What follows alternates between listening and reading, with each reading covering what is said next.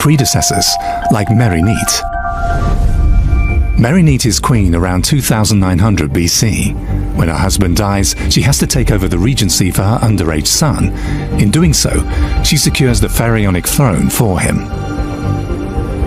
He must have been very thankful for that, because he builds for her a magnificent tomb near the tomb of the other rulers of that time in Abydos. For women in general, Merinite is one of the first ladies in ancient Egypt to rule the country.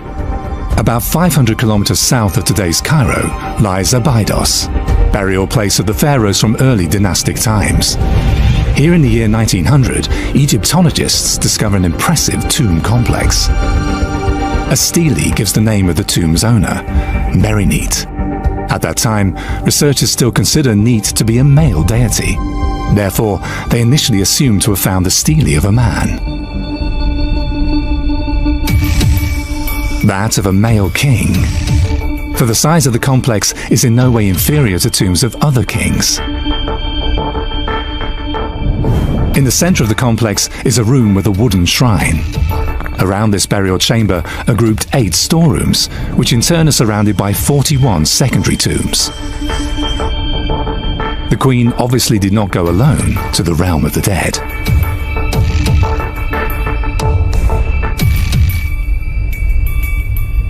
In the first dynasty at Abydos, we have royal graves. But what's really strange is surrounding them are these subsidiary graves of lots of people, men, women, as well as in some cases animals. And these seem to have been sacrificed, all of them, to go with the king to the afterlife. So it's like you're taking your court with you. And this only lasted for the first dynasty. The Old Kingdom begins with the Third Dynasty. It's also called the Pyramid Age. To many, it's the greatest era in the history of ancient Egypt. Administration continues to develop and becomes a model for states around the world. Its sculptors and architects refine its unique artistic style. It's the time of Khentkaus I, a queen who seems almost forgotten.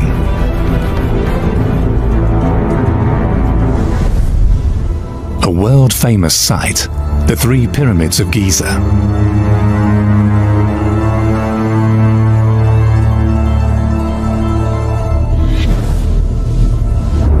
Only a stone's throw away, there's the so-called 4th Pyramid of Giza. It's the tomb of Khentkaus I, a queen of whom even the ancient Egyptians told many legends.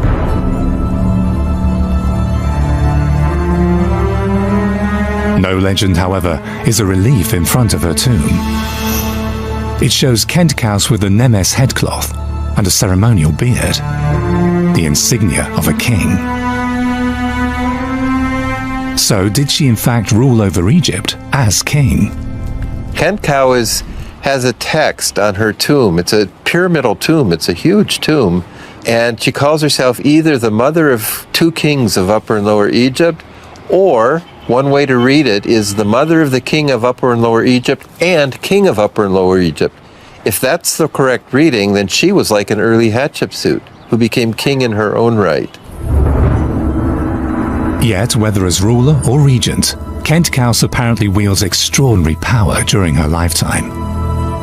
She's in charge of the country's administration, economy, and even its military. With her tomb, she erects a monument to herself demonstrating her position. Initially, the complex is planned as a rock tomb. But then, her builders add a mastaba-like step, until her tomb resembles the famous step pyramid in Saqqara.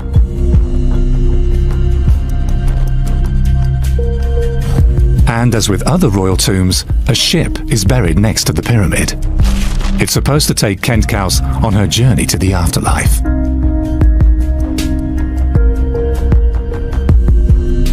The monumental tomb is meant to ensure eternal remembrance for its builder. Priests who live in houses right next to the tomb are to keep her memory alive. Even as a royal mother, Kendkaus enjoys a prominent position. The mothers of divine heirs to the throne are considered to guarantee peace and stability, not least because they can take over the regency for their minor sons if need be. Queens are closely associated with the sky goddess Hathor. She's considered the mother of the falcon god Horus, who has been the patron god of the pharaohs since early dynastic times. Just as the king was the incarnation of Horus, the queen mother especially, if she had a child who was to become king, was the incarnation of Hathor, the mother goddess. Her name literally means the estate or the mansion of Horus. If she is the place of Horus, and she holds the potential new Horus, even just the potential for conceiving a new Horus, and Horus dies, and there's no other obvious legitimate heir to the throne, as the holder of the place of Horus, she can assume power. Statues of royal mothers show their potential. Some are clearly modelled on the goddess Hathor. On their laps, they hold the future heirs to the throne. As servants to Hathor, women even conquer another male bastion, the priesthood. From the 5th dynasty onwards, the number of Hathor priestesses rises significantly. One of them is Hetepet. She bears the sonorous titles Priestess of Hathor, she close to the king, and she who owns land. In 2017, her burial chamber is rediscovered. Its wall paintings show everyday scenes from her life. Represented more than life-size, Hetepet sits on an elegant seat and receives precious gifts.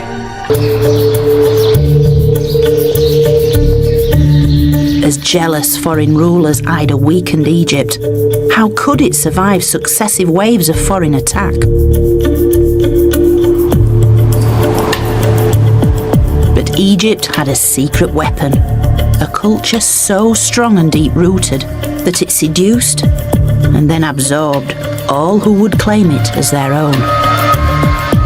Welcome to my story of ancient Egypt.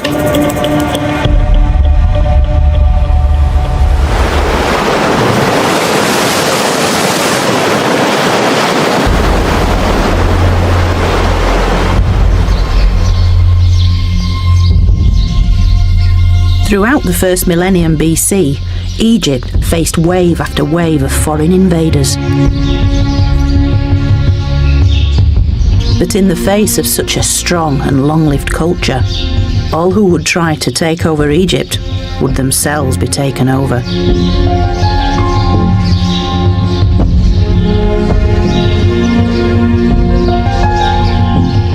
Almost 1,000 years before Cleopatra, Egypt had entered its third intermediate period, a time of political decline and vulnerability. For it's the beginning of the 22nd dynasty, around 945 BC. The priests are in charge of the south, but in the north, the vultures have started to circle, waiting for their chance to swoop, as a group of Libyan generals seize power to rule as pharaohs of a divided land.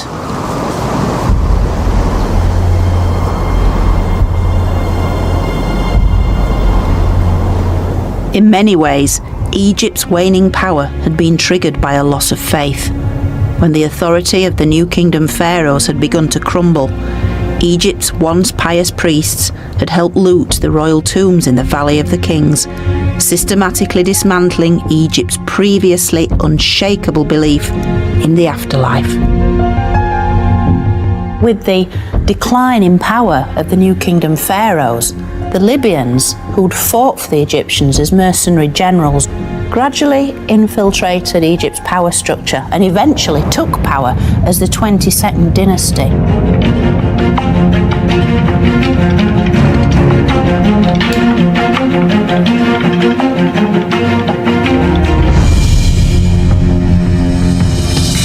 The first king of the 22nd dynasty, Sheshonq, had a number of sons who helped him keep control of Egypt, one of whom was called Nimlot, and these are the bracelets of Prince Nimlot.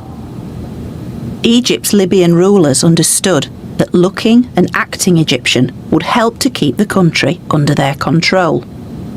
These beautiful bracelets are just a tiny fraction of the golden treasures created for Egypt's Libyan royals, who on the surface at least upheld many of Egypt's most sacred traditions. They are portraying the very small figure of the god Horus, who symbolised Egyptian kingship, shown as a young child emerging from a lotus blossom. And on either side is protected by the rearing cobras, the royal uraeus symbol. Yet in some ways, these images are simply window dressing, lip service to ancient Egyptian traditions in order to claim a greater prize. For the Libyans had organised nothing less than the state-sponsored plundering of Egypt's royal tombs. They were so transfixed by the wealth, by the gold, by the bling of ancient Egypt. They wanted it for themselves, and over their several centuries' rule, while they appeared to look like pharaohs and to rule as pharaohs, Egypt never feels to have been a cohesive, united kingdom. They weren't Egyptians at heart, and that's really what mattered.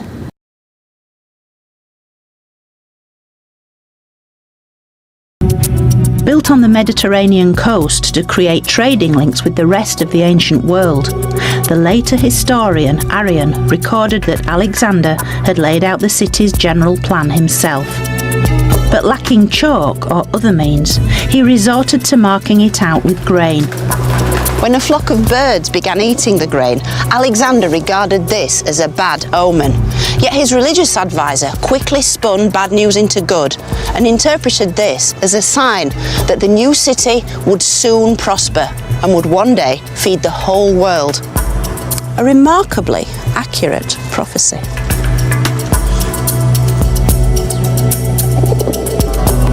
For within a very few years, Alexandria would not only be Egypt's new capital, but the greatest city on earth. Although Alexander himself would never see it.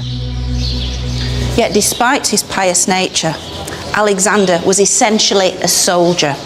In his quest to conquer the Persian Empire, he left Egypt in 331 BC, never to return alive. Moving as far east as India, he conquered an empire of 2 million square miles before dying in Babylon, aged only 32, but still undefeated and still the Pharaoh of Egypt. At death, Alexander was mummified, and his body became the focus of a power struggle. Some of his officers wanted him buried in his Greek homeland, but for others, he had to return to Egypt and be buried as a pharaoh, thereby preserving Egypt's long traditions. But it obviously meant that anyone who possessed his mummified body could also claim the throne of Egypt. And clues to this drama can be found here in the windswept desert of Saqqara. 10 years after he'd left Egypt alive, Alexander returned here, for his body had been mummified Egyptian style, and it became a hugely powerful talisman, for whoever held the body of Alexander the Great held Egypt. While en route to Greece, his cortege was diverted and his mummified body brought here to Egypt's ancient necropolis of Saqqara. Exactly where his tomb itself was remains a mystery. Although situated just metres from the Serapeum, is this collection of very un-Egyptian looking statues. And it's these somewhat sandblasted statues that give us a real clue that Alexander may initially have been buried somewhere close by. Because these are the sculpted images of some of the greatest scholars and artists of ancient Greece. Although exactly who is who has kept academics scratching their heads for years, their likely identities reveal a direct link to the world in which Alexander grew up and was educated. Take Homer, for example. His great warrior hero Achilles was Alexander's lifelong role model. Plato, who had tutored Aristotle, who in turn had tutored Alexander. and Pindar, whose poetry had praised Alexander's Macedonian ancestors. As for who placed these statues here, the most likely candidate is Alexander's general and probable half-brother, Ptolemy. For by burying Alexander here, close to Egypt's ancient capital Memphis, Ptolemy could legitimise his own takeover of Egypt. And by laying claim to Alexander's body and to Egypt, he founded the dynasty named after himself, the fabulous and outrageous Ptolemies. Ruling Egypt for the last 3 centuries BC, the Ptolemaic dynasty would be Egypt's final flowering. 15 male kings all named Ptolemy, with their female co-rulers, half of whom were called Cleopatra. Macedonian Greek by descent, their dynasty would bring Greek style, culture, knowledge and fabulous wealth into Egypt, while at the same time immersing themselves in Egypt's irresistible religion and customs. They were very, very sensitive to the cultural practices and the religious sensibilities of the Egyptians. They knew that to control this ancient land of Egypt, they had to tap into what made Egypt powerful, what made Egypt special. They wore the right clothes, the right crowns, they built the right temples, they worshipped the right gods. And the Ptolemies relocated Egypt's capital from Memphis to their new super city, Alexandria.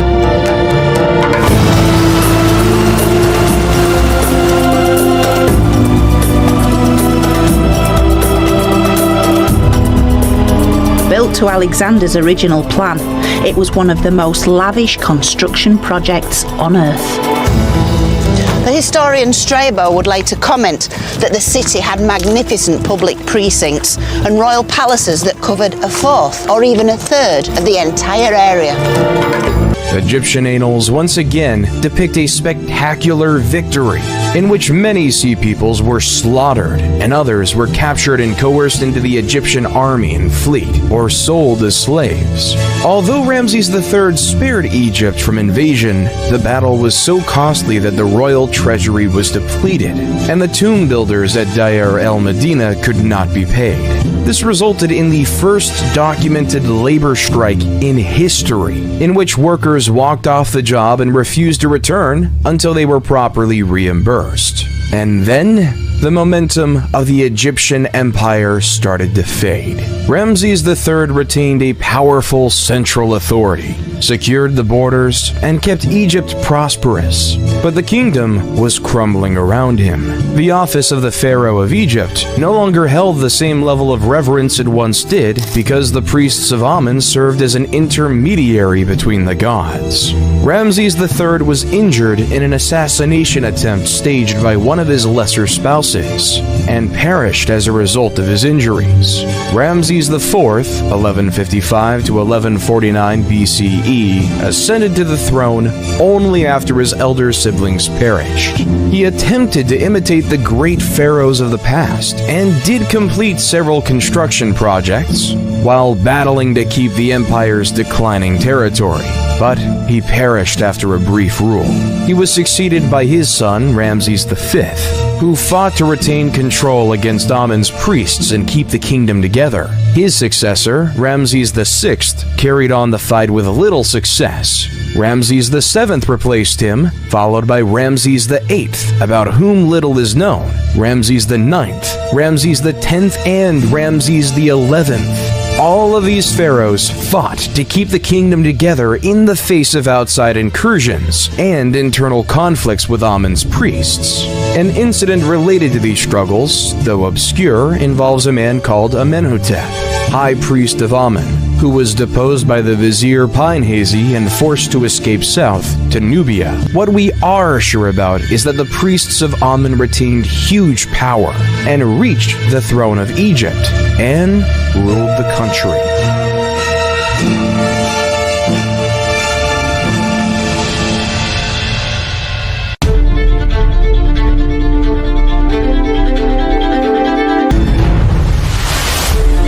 Smendes, 1077 to 1051 BCE, a ruler of Lower Egypt who governed from Tanis, interred Ramses XI. Following the Egyptian custom, a monarch was buried by his successor, and Smendes asserted his legal right to govern by relocating the capital from Per-Ramses to Tanis. However, by this time, the priests of Thebes had grown strong enough to assert their authority to rule, and the nation was divided between Tanis's control over Lower Egypt and Thebes's rule over Upper Egypt. Contrary to popular belief, this split did not end in civil conflict or internal strife. Smendes was strong enough to be noticed, but he only controlled Lower Egypt, and not much of it. He governed around the same period of Thebes' high priest Herihor, who reigned from around 1080 to 1074 BCE. Herihor was a general of the troops, as were all Amun's high priests, but he had little impact outside of Thebes. This would be the dominant model for the majority of the Third Intermediate Era.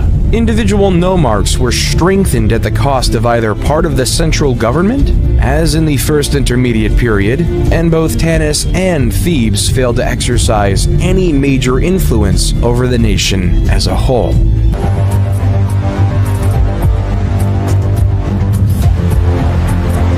But not before they're examined in detail by archaeologists. Thus, it's possible to reconstruct the appearance and the function of these structures.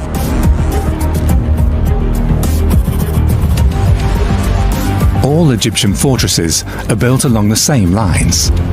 Yet the architects of the pharaohs know how to adapt each structure to conditions on site. The fortresses are surrounded by walls up to 10 meters thick and 15 meters high. There are no blind spots. No matter where attackers charge, the archers of the fortress can shower them with a hail of arrows. There are additional fortifications for the gate areas, the weak points of any fortress. Behind the walls are the quarters for officers and troops, as well as administrative buildings, temples, warehouses, and workshops. Since all fortresses have access to water, their garrisons can survive for a long time under siege. Yet, who are the men on duty in these fortifications? A wooden model from the Middle Kingdom shows a troop of Egyptian spearmen. The pharaoh's army mainly relies on professional soldiers, yet there's a considerable number of conscripts too. Basic training is harsh. First, the recruits' heads are shaven. Then the soldiers-to-be are drilled and trained in the use of their weapons. Physical training is a must. Wrestling is supposed to teach the recruits to stand their ground. Those who don't follow the rules risk a beating. A group of Nubian archers, enlisting warriors from the neighboring countries as mercenaries, is a common part of Egyptian rule.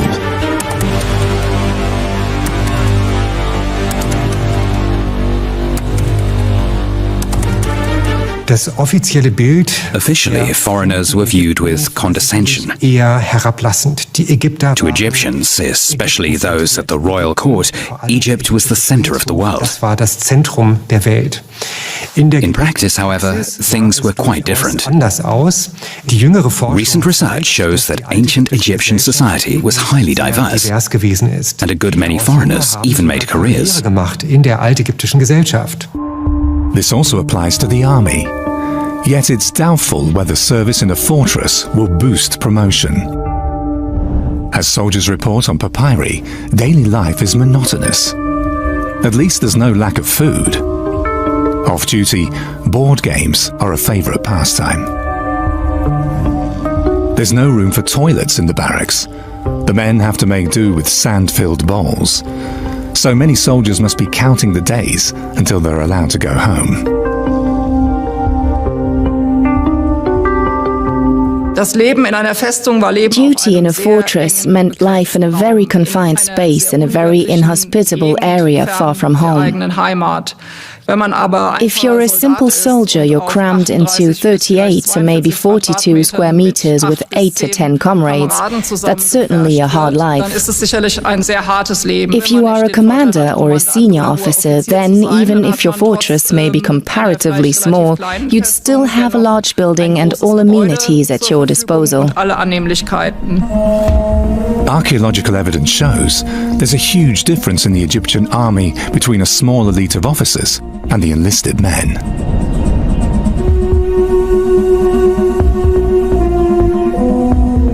Written sources, nearly 4,000 years old, tell us what daily life was like in the fortresses. The Semna dispatches. They're accounts of Egyptian patrols in Nubia. From their fort, the soldiers move into the surrounding countryside of the Semna Gorge for reconnaissance, checking everyone they come across.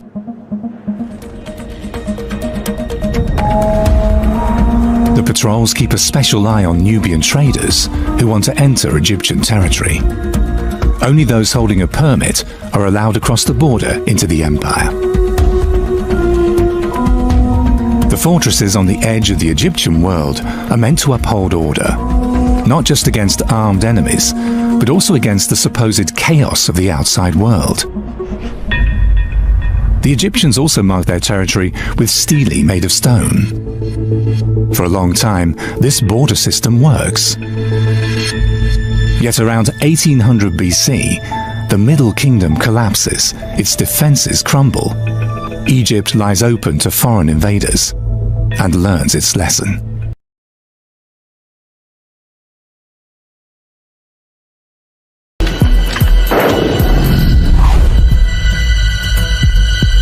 In a museum, you can always tell where there's an ancient Egyptian collection because people flock to see the mummies, especially children, because they have a macabre interest in this.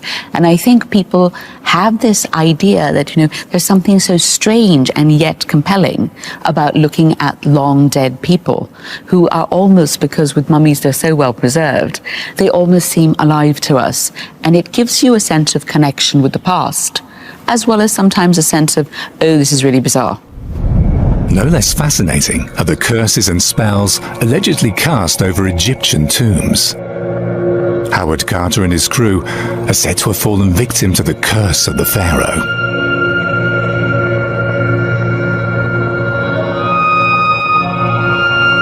In fact, in the years following the discovery of Tutankhamun's tomb, several members of the excavation die.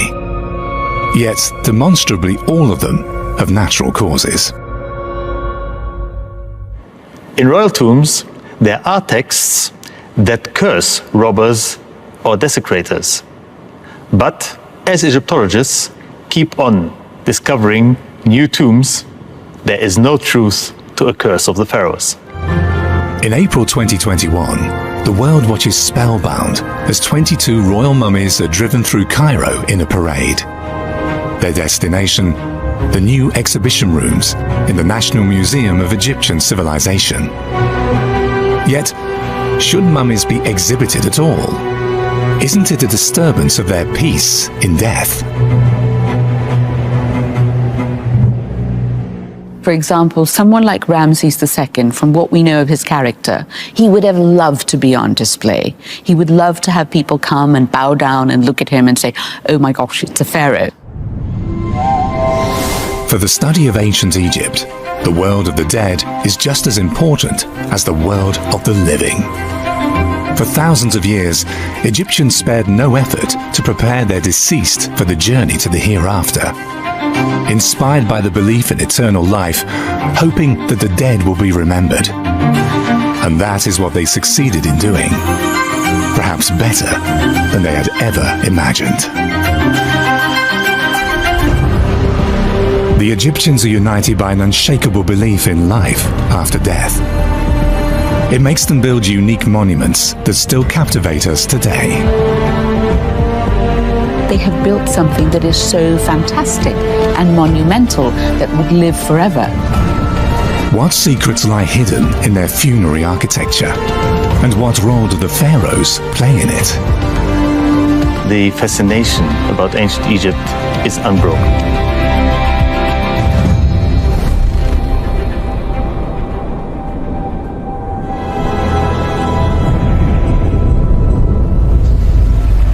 Day after day, the sun rises anew, only to set again in the evening.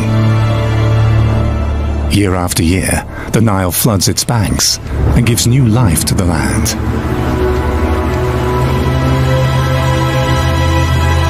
For the ancient Egyptians, man is part of an eternal cycle of death and rebirth. It's this belief that held the Egyptian empire together for millennia.